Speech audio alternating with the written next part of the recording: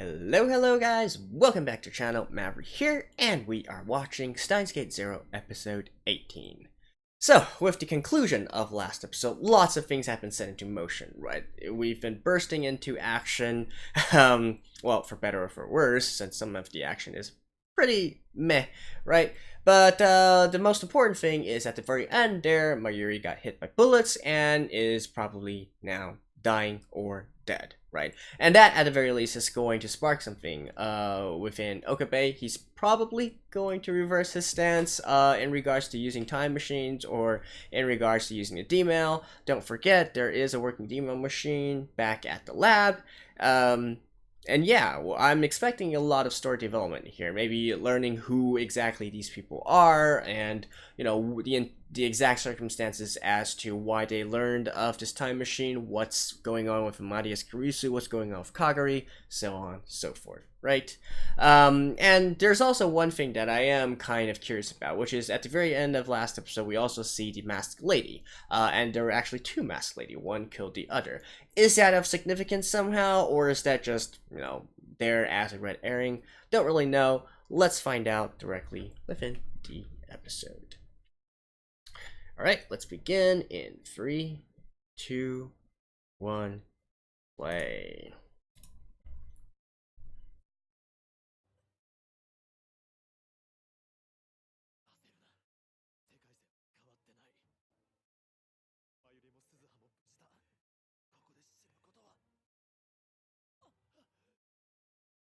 But that's actually a good question. If the world line did not change, then, well, of course the professor is here. Because he's behind all this. No. Alright, let me skip this real quick. I'll see you guys in a second. And back.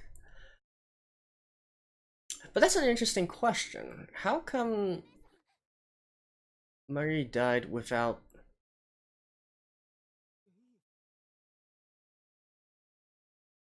the world line changing? Okay, so it is Kagari. Did she literally just behead them? Alright.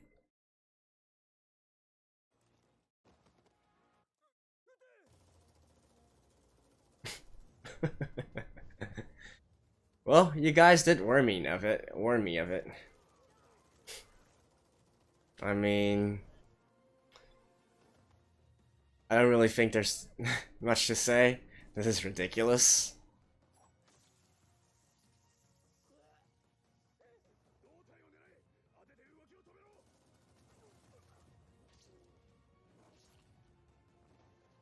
What, are you literally from the Matrix?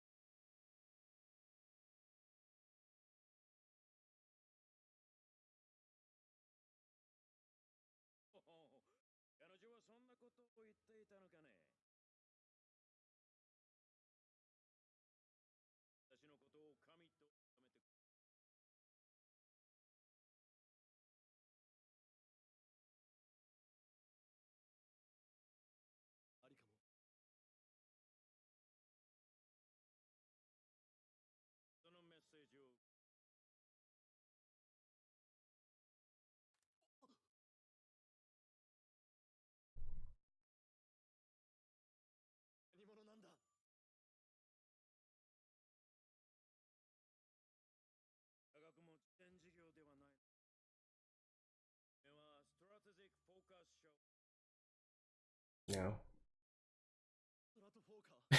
Really? Alright.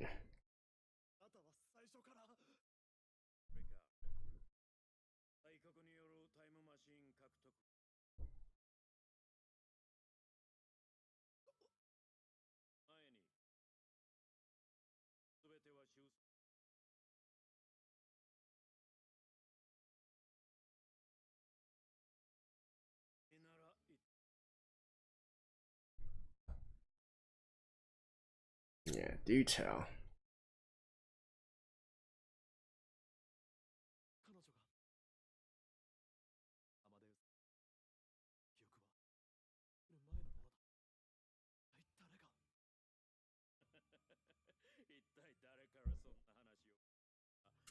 Yeah, that's a good question. How does she know this?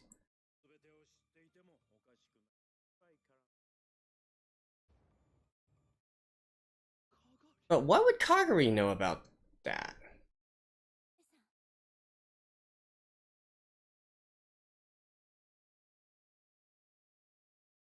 Oh, okay. Never mind. She didn't actually. Good point. Since the world line didn't change, she's not supposed to die yet. But no, I'm just gonna ignore this. Dude, how are you even a soldier?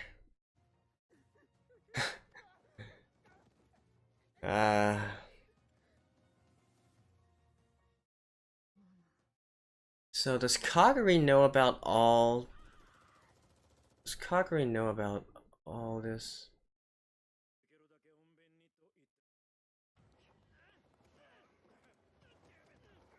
I guess Suzuha might have told her.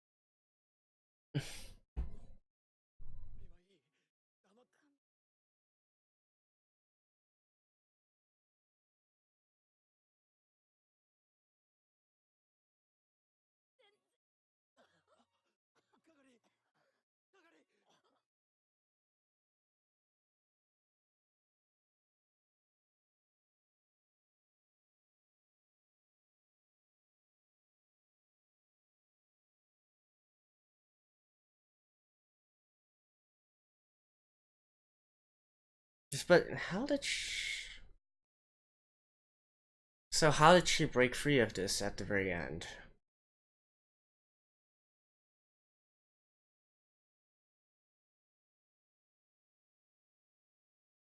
Right, so why did you suddenly...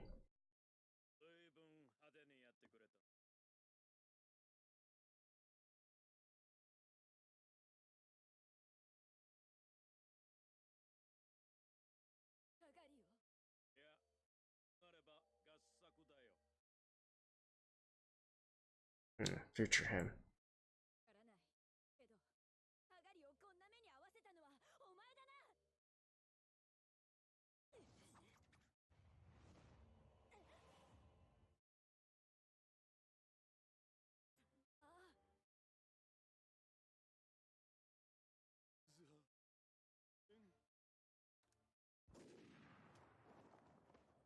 Damn, dodging a point blank bullet. All right.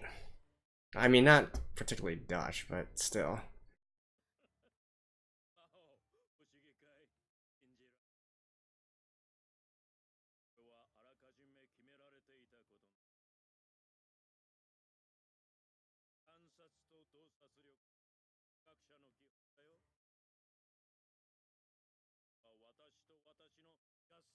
Yeah, him and his future self.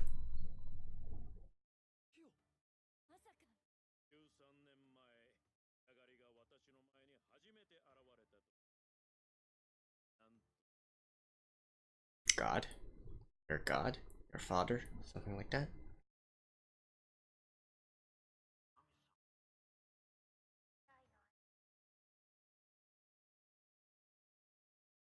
What?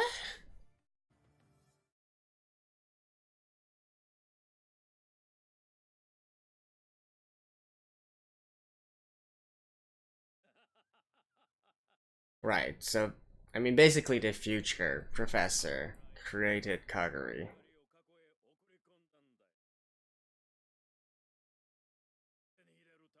Sent her to the past? How are you able to guarantee that?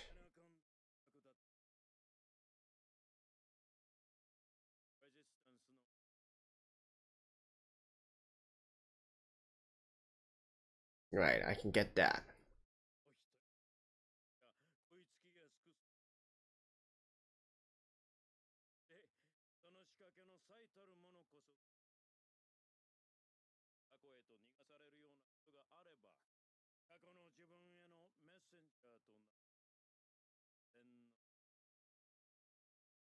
How could you even guarantee that she was going to get on?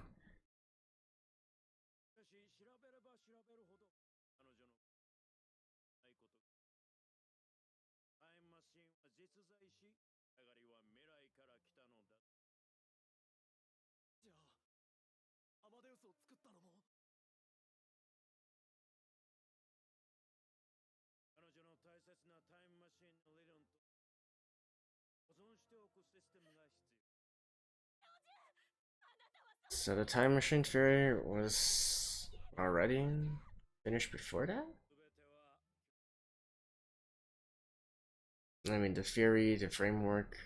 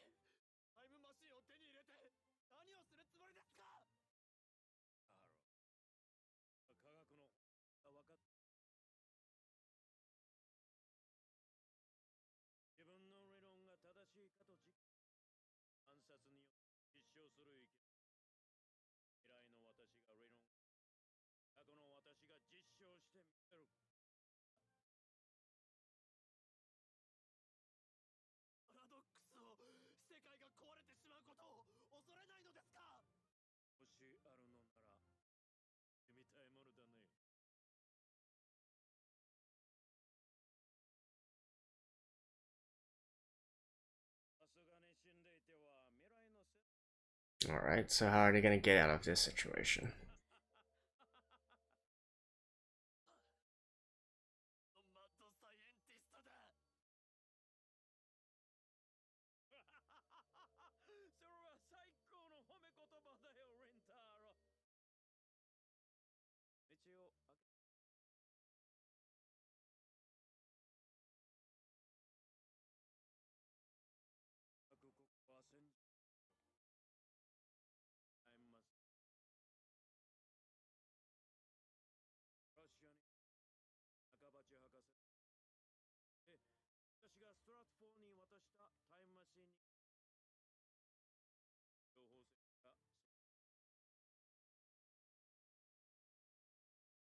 Mm-hmm.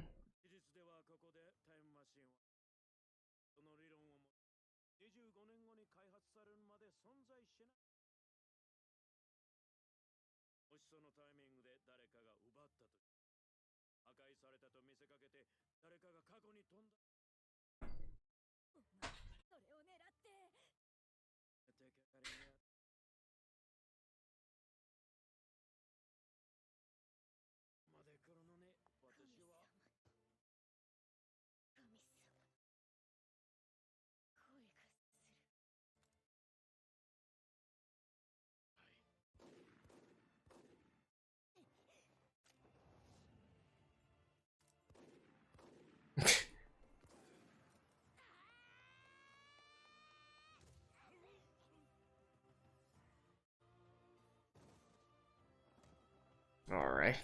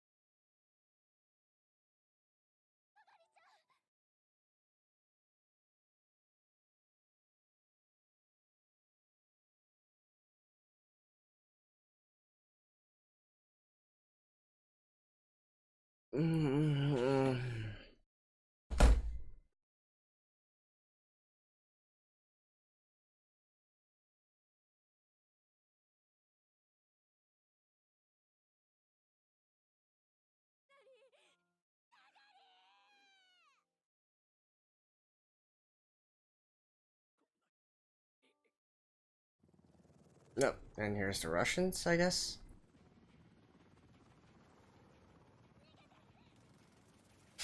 A mini.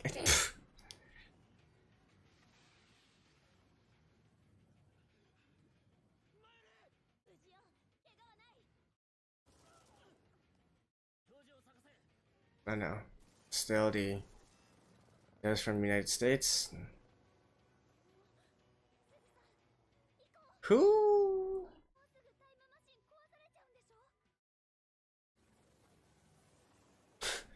Really?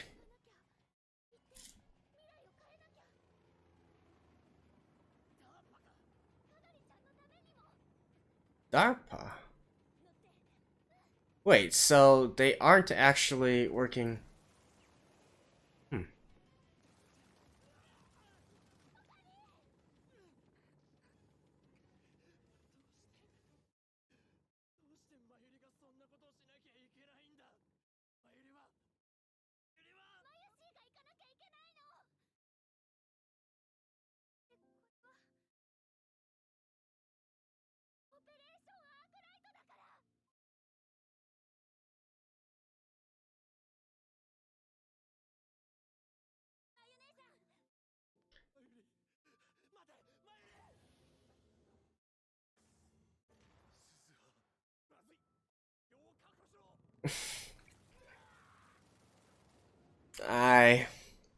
I have no words.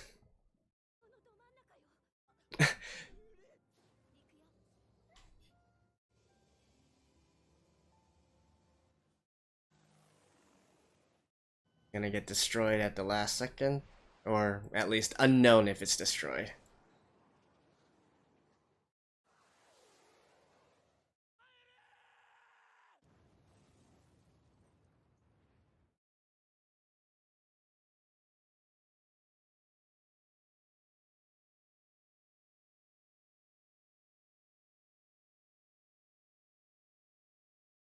I don't know.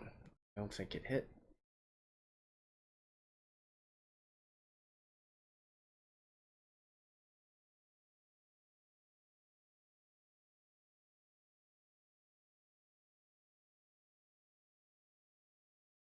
Yeah, where's the rest of the people?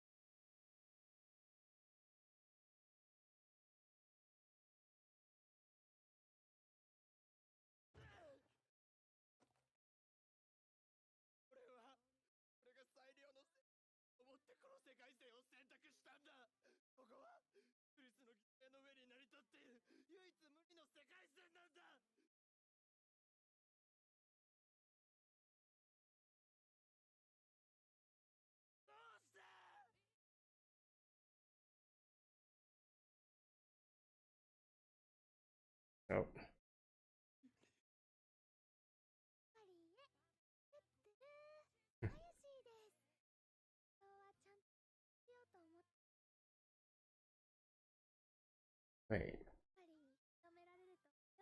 This is a delayed mail? I thought that was a D-mail.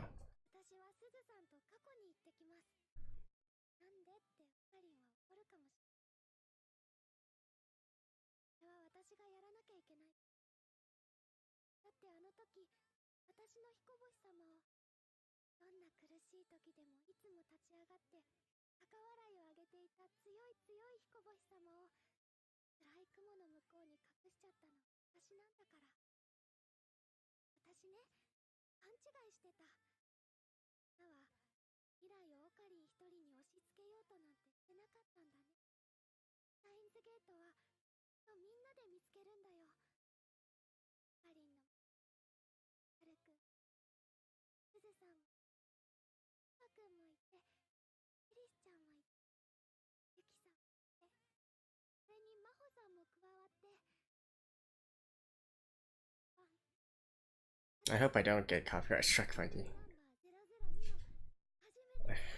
the song. You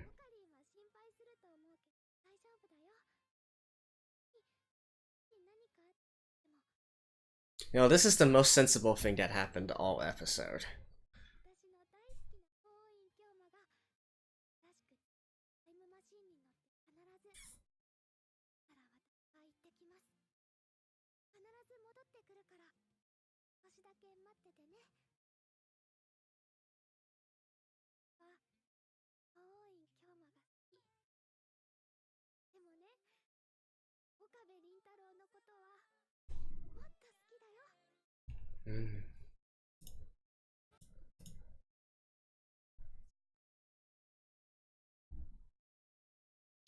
I think that just ends with the ending song. There might be some more after the ending, so if there is, I'll just jump to that. If not, I'll see you guys in a second. Alrighty, so that was an episode, right? Where to begin here, right? I guess the most obvious thing would be to talk about the action scenes, but honestly, I've already went through how ridiculous I think it is in the last episode, right? And here, like, come on.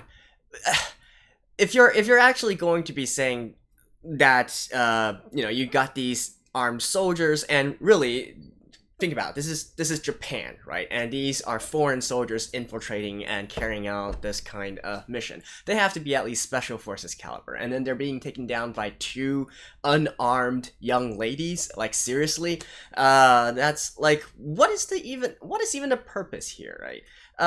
I feel like I really don't know why they made that scene, because I feel like they could have easily made the same kind of situation without getting into all these crazy, really over-the-top Rambo scenes, right? Like, what purpose does that serve? It's not like we're identifying or we're sympathizing with Suzuha or Kagari because of their prowess on the battlefield, right? So what purpose did that scene serve, actually? That's my biggest question. I mean, if you really want to make this kind of over-the-top thing, okay, fine, but you need to at least have a purpose for it, right? Like, the only thing I can think of right there is like, if it was the case where they wanted to show a sense of scale, show how all the different countries are taking this seriously, well, I'm sorry, but they look like a bunch of incompetent idiots, right? So if they're going for that, then that utterly failed. And the only other thing I could think about is maybe they're trying to, you know, sort of going for the shock value, right? The gore value, the horrors of war.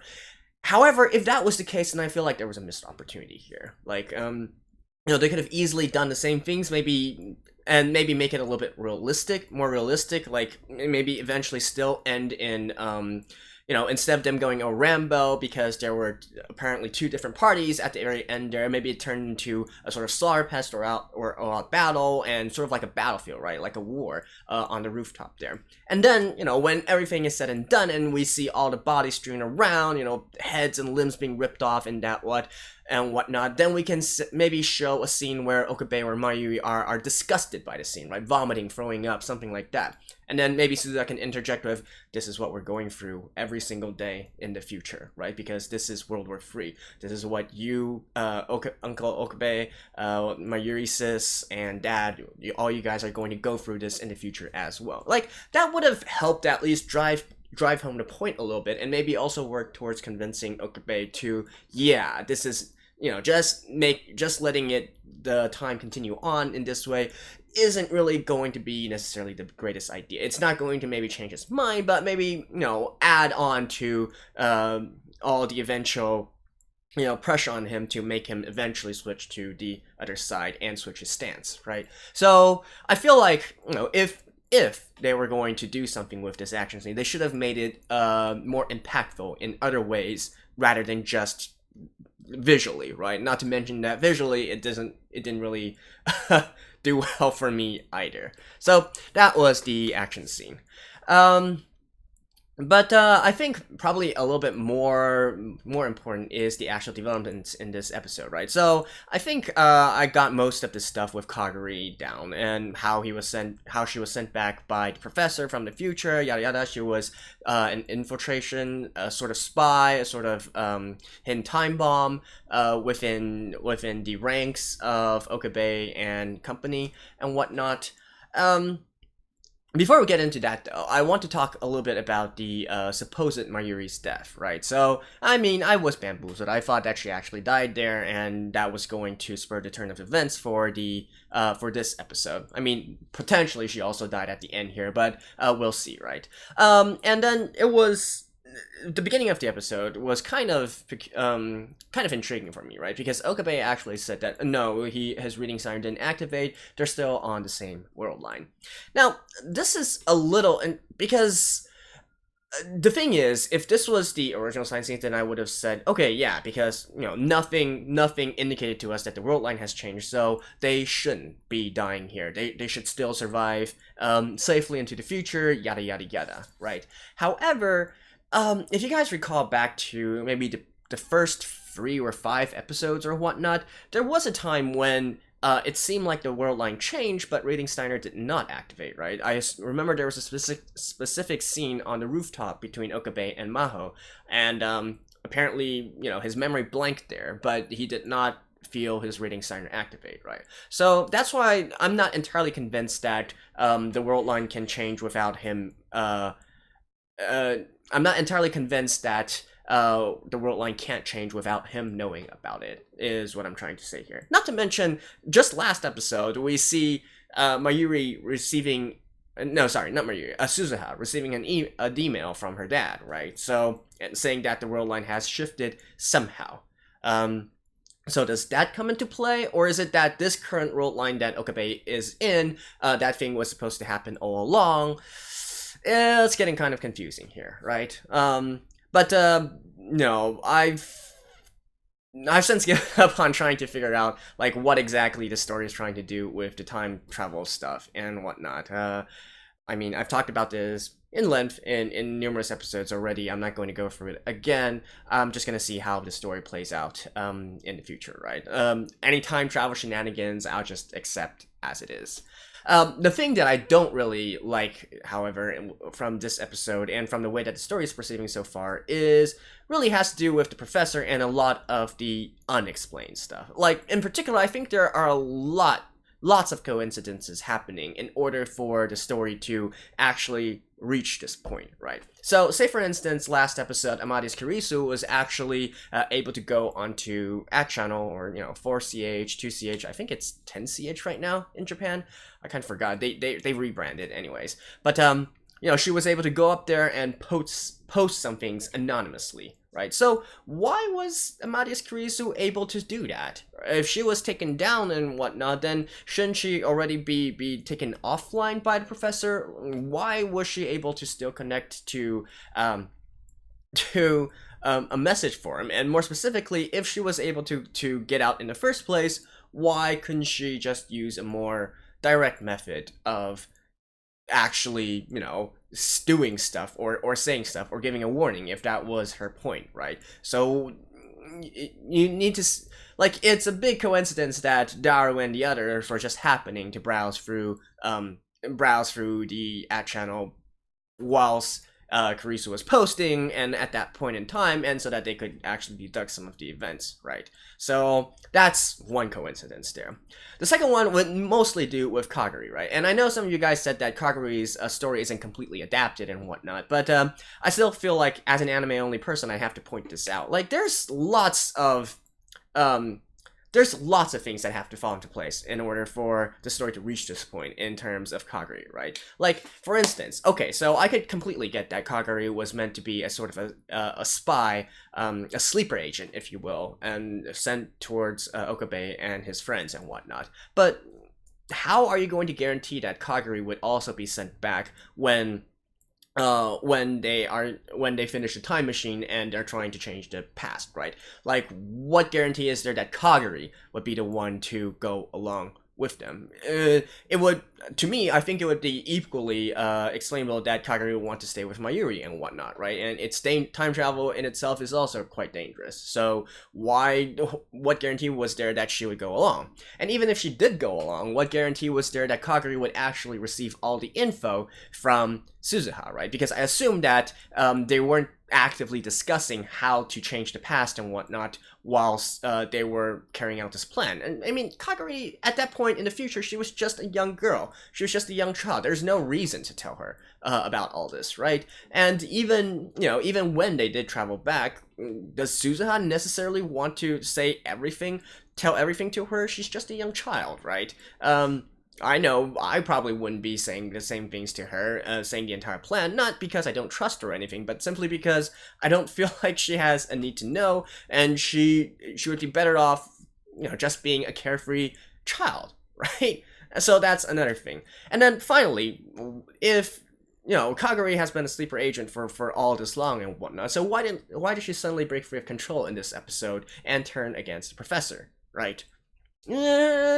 Lots of coincidences, lots of very convenient stuff happening in order for the story to progress it as it is, and I feel like it's a mark against the anime if they don't actually explain these things properly, right? Of course, if it was explained further in the actual light novel game or the visual novel game or whatnot, then sure, fine. But still, we need to look, I always say this, but we need to look at anime as its own standalone media property. You can't just rely on, you just need to read the light novel, you just need to read the manga, you just need to play the game. Like, no. An anime needs to be able to stand on its own. Different medias need to stand on its own. Unless that's the thing that you're trying to go for from the very first place, and all of it work together as a sort of big franchise. But I don't feel like that is necessarily the case here, right? So yeah, I spoke about a lot of the negatives about this episode, and I guess I need to mention some positive, right? Otherwise it would seem like I'm ripping on this episode a little bit too much. I guess the ending message, as I mentioned in the reaction as well, it was the most sensible thing to happen in this episode, and most emotional thing for me as well. Although, honestly, I feel like the impact of it was kind of lessened for me, in one part because of, again, this is a time travel anime, and it's sort of talking about the events that's happening, even though we already know the true ending already, right? But on another note, it's just having that kind of message directly after all this craziness that happened just within the episode, it kind of took out some of the impact for me. But still, it was at least a nice, sensible end to an otherwise crazy episode, right? And Mayuri's confession included there. So sort of carrying on with the end of the previous two episodes, I guess, in terms of Mayuri's feelings and whatnot. Now, with this episode, I can really understand why there are some people who hate Steinsgate Zero compared to Steins Gate, right? Like, I can absolutely see why some people would be having this kind of thought and basically ripping on Steins Gate Zero. And if I were that involved in the Steins Gate franchise, I think I would probably also feel something similar to this as well. But yeah, it's definitely, compared to the tightness that was Steins Gate, I'm gonna be completely honest here. I'm not like a fanatic of Steins Gate, right? So it's a good anime and whatnot, but that's about it for me. I just feel like it's a great anime. It does things great. It does things very tightly, right? It's got its peaks. It's a well-structured anime, let's just say, and that touches on all the fundamentals, and also the story itself is one flowing, consistent story, insofar as we can do with time travel stuff, right? Steins Gate Zero, on the other hand, yeah, it's definitely not as tight as Steins Gate. Let's just put it that way. So yeah, and that's about it. Wow, I actually talked for 13 minutes, even though there's not really that much to talk about for this episode. So, for the future, right? Now, one thing that did catch my eye here that I didn't actually realize was that, so it seems that those from Stratfor, which is the professor, are actually not the same as those from Derpa. So, in essence, this is sort of like the CIA versus the military versus the Russians. So, I thought that it was just a very easy case of the professors on the American side fighting against the Russians, who are utilizing the technology of Kurisu's father, and so they're sort of vying for it in this way, right? So I thought that the people at the very end there would be the Russians showing up, trying to take care of the same problem. However, I don't know. It seems kind of weird to me that they would have this kind of infighting instead. So, I mean, potentially, intelligence agencies against military agencies. This is sort of a conflict that's explored in a lot of different medias as well. It does make me wonder, though, if this sort of this sort of standoff between the different agencies might be the result of something that our protagonist did instead, right? So that entire scene at the very end there might have been